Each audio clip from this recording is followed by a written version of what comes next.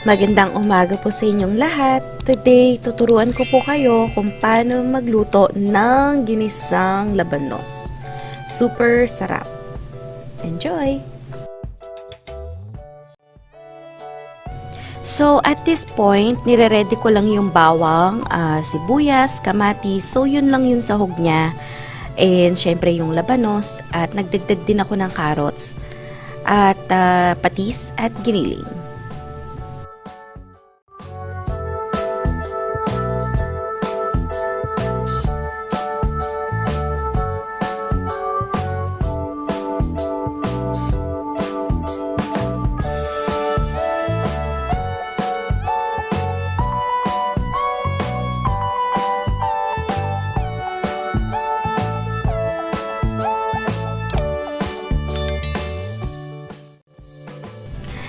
Nasa sa inyo na rin kung paano nyo hihiwain yung labanos, pero mas masarap kasi kapag manipis yung labanos sa recipe na to.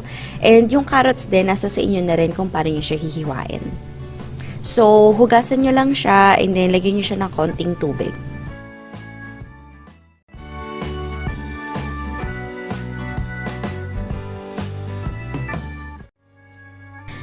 Bali, non-stick pan kasi itong gamit kong kawali, kaya hindi ko na nilagyan ng mantika pa yung kawali na ginamit ko.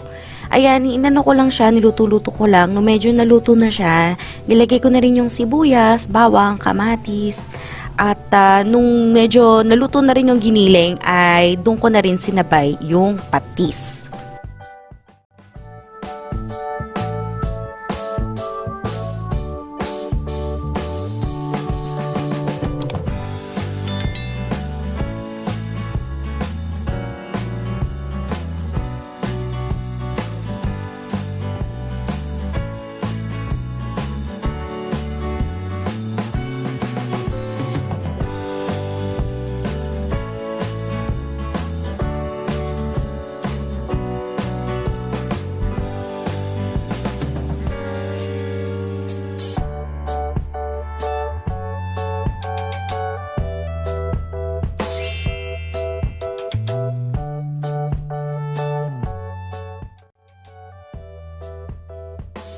Ayan, so bali nilagay ko na yung gulay, yung labanos natin at yung carrots, tapos pakukuluan lang natin siya.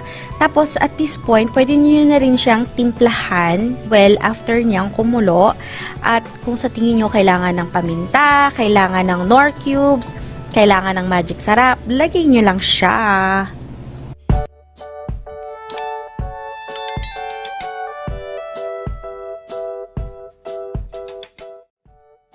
So, naglagay lang ako ng magic sarap, paminta, at actually guys, optional ito. Kung gusto nyo, lagyan nyo siya ng sinigang mix. Ay, ang sarap.